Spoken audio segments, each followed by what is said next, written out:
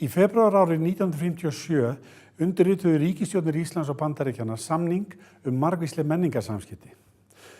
Þessum tvíhliða samningi var ætlað að efla gagnkvæman skilning milli þjóðanna með fræðslustarfsemi horfið til aukinnar þekkingar og starfsþjálfunar eins og það var orðað í samningnum. Þetta samstarf inn af nokkrum áætlunum Bandaríkjanna menningarsamskipti sem ætlað að bæta fjölmenningarleg tengsl og menningarlega hæfni fólks í Bandaríkjunum og annarra landa.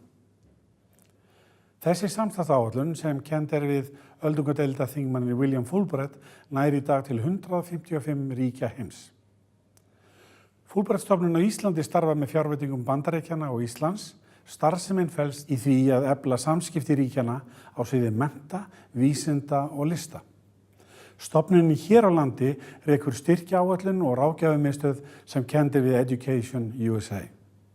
Til að ræða þessi samskipti ríkjanna hingað komin Belinda Theriault en hún framkvæmdastjóri Fulbright-stofnunarinnar á Íslandi.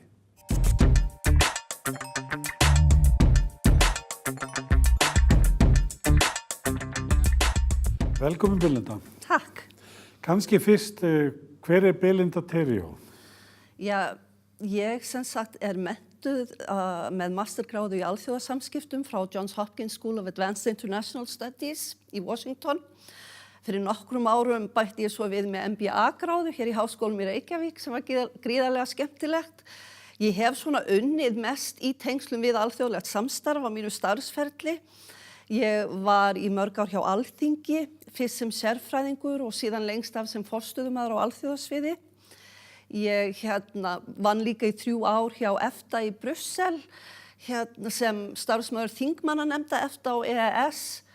Ég hef unnið ýmis ráðgjafarstörf líka. Ég var 1 ár að vinna ráðin inn í fjármálaeftirliti til að vinna sérstakt verkefni á sviði Evrópusamstarfs. Og svo hef ég gefið út litla barnabók sem ég stolt af, Birta Brött og Bleik, og vann ýmis verkefni í skólum þar sem var lögð áhersla á að efla gagnrýna hugsun og víðsýni. Og frá 2011 hef ég svo verið hjá Fulbright-stofnuninni. Segðu hvað aðeins frá Fulbright-stofnunin. Hvað gerir Fulbright-stofnunin? Já, sem sagt Fulbright-stofnunin stofnun sem hefur verið hér frá 1957 en auðvitað hefur tekið breytingum í gegnum árin. Fulbright-stofnunin, það sem ég finnst mikilvægt kannski að koma til skila að Fulbright-stofnunin tvíhliða stofnun og sem sagt það annars vegar menntamálaráðuneytið á Íslandi og sendir á Bandaríkjanna á Íslandi sem að í rauninni fara með framkvæmd samningsins fyrir hönd samningsaðilanna og það stjórn yfir stofnuninni þar sem sitja jafnmargir Bandaríkjamenn og Íslendingar. Og hlutverk stofnunarinnar að efla þessi tengsl á menntasviðinu, vísindasviðinu, listasviðinu á milli landanna. Og það auðvitað unnið í grasrótarstarfi sem ég tel mjög mikilvægt. Það mikilvægt að gefa fræðimönnum tækifæri til þess að vinna með erlendum kollegum. Það mikilvægt að gefa efnilegu ungu námsfólki tækifæri til þess að kynnast annarri menningu og öðru landi vel og bindast svona vináttuböndum. Og mikilvægt að gefa líka listafólki tækifæri til þess að fá innblástur annars staðar frá. Og það í rauninni hlutverk stofnunarinnar. Hvert umfang þessa starfs? Það sem sagt, það hefur verið misjafnt eftir árum og áratugum hversu mikil starfsemin hefur verið. Við stóðum frammi fyrir ákveðinni krísu í kringum fjármálahrunið og þegar ég kom inn 2011 þá var næstum því búið að loka stofnuninni og sem hefði ekki verið gott vegna þess að þó að Fulbright sé í yfir 150 löndum í heiminum, þá eru bara 49 Fulbright stofnanir og þar sem að stofnun starfandi starfið langsterkast og þar líka það á jafningagrundvelli á milli gestgjafalandsins og Bandaríkjanna. Og þannig að það mjög mikilvægt fyrir okkur að halda í þessa stofnun. sem sagt, það þurfti að fara í ákveðna breytingar og svona á þessum tíma eftir hrun vegna þess að mjög eðlilega þá duttu dæmis íslenska fjárveitingar niður og gengið breyttist og svo framvegis þannig að það þurfti svona aðeins að hugsa starfið upp á nýtt. En við erum núna búin að sem sagt endurskipuleggja okkur og starfið núna hefur breyst töluvert frá því sem var en við þurfum alltaf að aðlaga okkur að því sem að kemur ríkjunum báðum best og við sáum tækifæri í því að reyna að gera meira af því að taka fyrir málefni sem að skipta máli í báðum ríkjunum og vinna meira með þau. Þó að auðvitað séu þessir almennu styrkir okkar ennþá svona ákveðin grundvöllur í starfinu og sem sagt almenni styrki fyrir námsmenn og fræðimenn, þá höfum við farið í það líka að vera með sérstakar áherslur sem að við höfum ekki gert kannski eins mikið áður. Mér langar að spyrja þig, vitað, þetta frá 1957, Já. Vitað hversu margir hafa farið utan og komið hingað? Já, til samans eru þetta 1520 mann sem hafa hlotið Fulbright-styrk. Fulbright náttúrulega flaggskip Bandaríkjanna þegar það kemur að svona menninga- og menntaskiptum, en þetta ekkert mjög stór áætlun samt.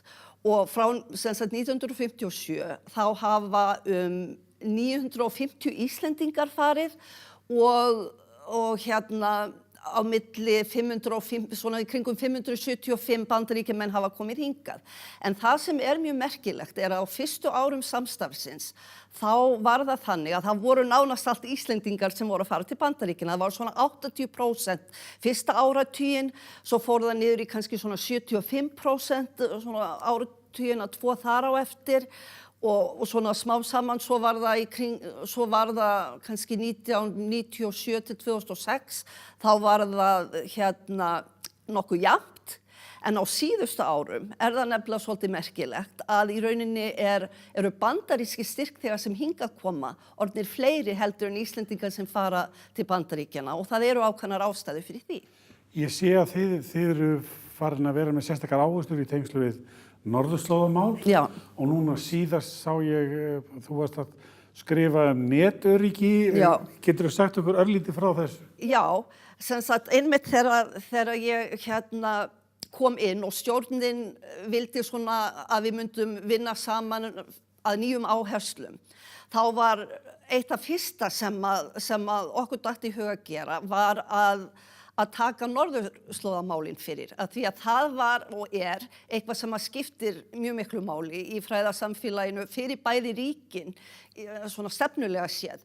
Þannig að við fórum af stað með ákveðna áætlun í að reyna að fjölga styrkjum og sérstaklega með þessa norðurslóðatengingu. Við erum til dæmis núna með eitt styrk sem fjármagnaður af utanríkisráðuneytinu. 2011 þá setti Ísland sér norðurslóðastefnu sem var samþykkt á Alþingi. Það sem meðal annars kveðið á að reyna að styrkja Ísland sem miðstöð sem fræðasetur í norðurslóðamálum. Og þannig að í gegnum þennan styrk sem við erum með í samstarfi við utanríkisráðuneytið, að þá erum við að koma alltaf á hverju ári með bandarískan fræðimann hingað til að kenna og koma inn með þekkingu sem kannski vantar hér. Og síðan og svo erum við að taka þátt líka í mjög skemmtilegu verkefni sem heitir Fulbright Arctic Initiative, sem ég kem kannski frekar inn á síðar.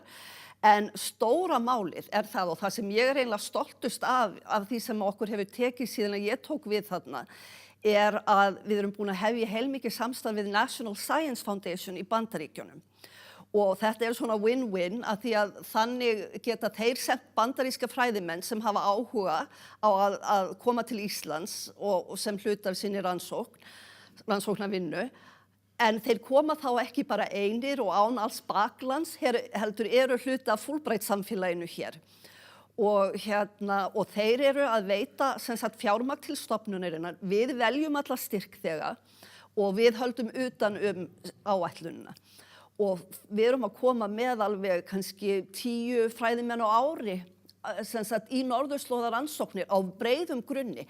bæði á sviði raunvísinda en líka á sviði félagsvísinda sem hefur kannski vantað svolítið í norðurslóðarannsóknirnar og þannig að við erum að koma með fólk á mjög breiðum grunni hingað inn til þess að styrkja það fólk að vinna hér rannsóknir og að vinna með kollegum í íslenska háskólasamfélaginu. Og við erum búin bara síðan 2015, þá eru 35 styrkþegar okkar sem eru sérstaklega með áherslu á norðurslóð.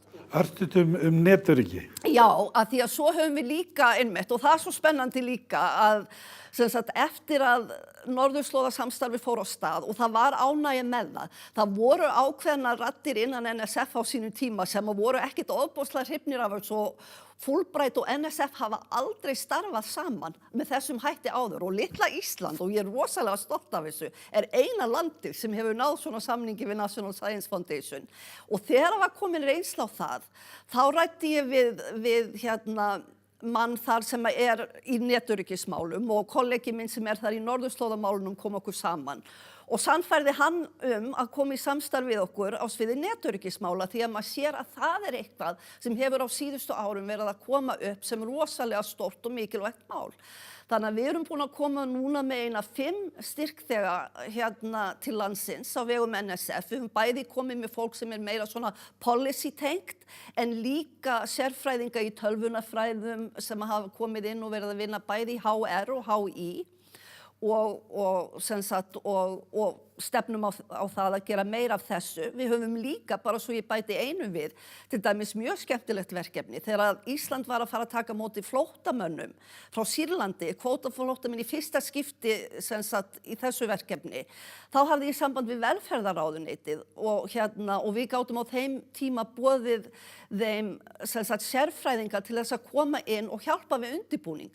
Og þessir sérfræðingi, 2 ráðgjafar frá Bandaríkjunum komu sitt hvort árið, fóru út í sveitafélögin og unnu með fólkinu sem var að fara að taka á móti kvótaflóttamönnum, bæði fólk frá sveitafélögunum, frá stofnunum, frá Rauða krossinum og þetta mæltist alveg afskaplega vel fyrir.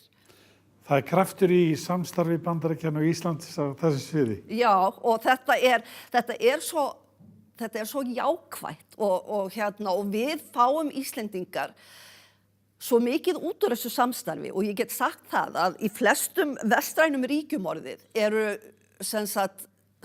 samstarfsríki Bandaríkjanna að leggja mun meira fjármagn í þetta heldur en Bandaríkin gera því þau sjá svo mikla möguleika í því að nýta Fulbright samstarfið. Hér er það nú ennþá þannig að við erum að borga kannski svona 1/3 af kostnaðinum en erum að fá rosalega mikið út úr þessu sem er greitt annar staðar frá.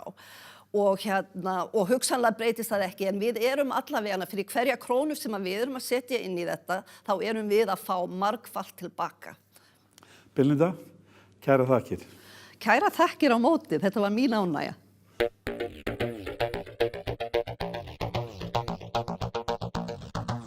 Íslensk fyrirtæki keppa oft við risa á alþjóðamarkaði. Til að mæta slíkri keppni hefur hópur íslenska hátæknifyrirtækja í skipasmíði og skipatækni komið saman sem ein heild erlendis undir merkinu Knarr Maritime. Það var vorið 2017 þegar Knarr Maritime var kynnt sem markaðsfyrirtæki á sviði skipalausna. Að því standa 6 fyrirtæki sem hafa öll náð góðum árangri á síðustu árum við að þróa og innleiða ýmiss konar háþróaðar tæknilausnir fyrir skip og vinnslu í sjávarútvegi. Með sameiginlegum kröftum ætla fyrirtækin að ná fótfestu á erlendum mörkuðum. Þar hefur einkum verið horft til Rússlands, þar sem mikil uppbygging á sér staði í rússneskum sjávarútvegi og í fiskvinnslu. Viðskiptaþvinganir sem gilda fiskinnflutning til Rússlands ná ekki til tækjabúnaðar. Til að ræða sameiginlegt markaðsátak í skipasmíðaiðnaði og skipatækni í Rússlandi er hingað kominn Haraldur Árnason, framkvæmdastjóri Knarr Maritime.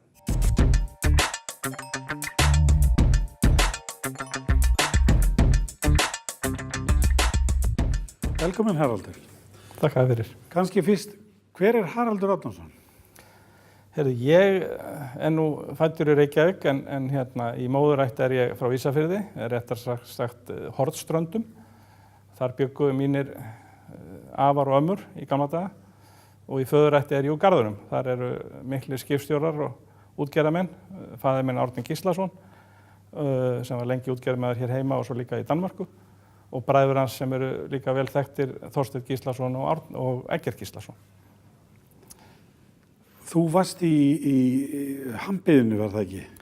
Jú, ég byrjaði í hampiðinni, var lengi til sjós til 33 ára aldurs og byrjaði svo í hampiðinni 95 og var þar í samfleytt í 22 ár en var mjög víða, var á Nýja-Sjálandi í 3 ár og var svona í þessari uppbyggingu sem að hampiðan fór í að hasla sér völl á erlendi grundru.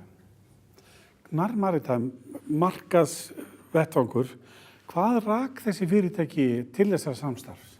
Þetta byrjaði í byrjun þannig að fyrirtækin sem inn í Knarr í dag, þau náttúrulega tóku þátt í þessari endun í íslenska fiskiskipaflotans og það samstarf bara var mjög gott og þeir ákváðu framhald af því þegar því var svona ljúka að stofna Knarr og halda áfram þessu góða samstarfi á erlendi grundu.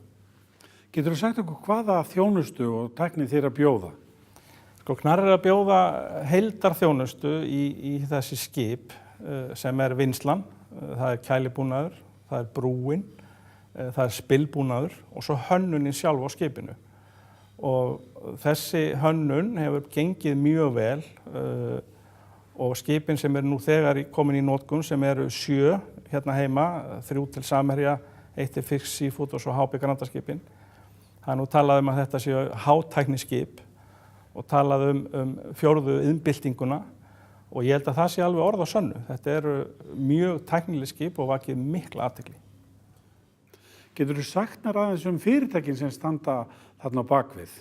Hvaða fyrirtæki eru þetta? Sko, ef við byrjum á skipahönnuðunum, þá það skipatækni og nautik.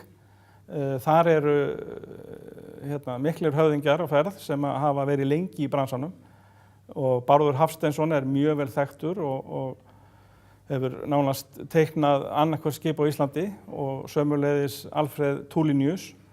Þetta eru þeir tveir sem standa að nautik, sem með hönnunina á þessum skipum. Mjög skemmtileg og nýtískuleg hönnun. Síðan ef við tökum Skagan 3X, það náttúrulega þekkja flestir.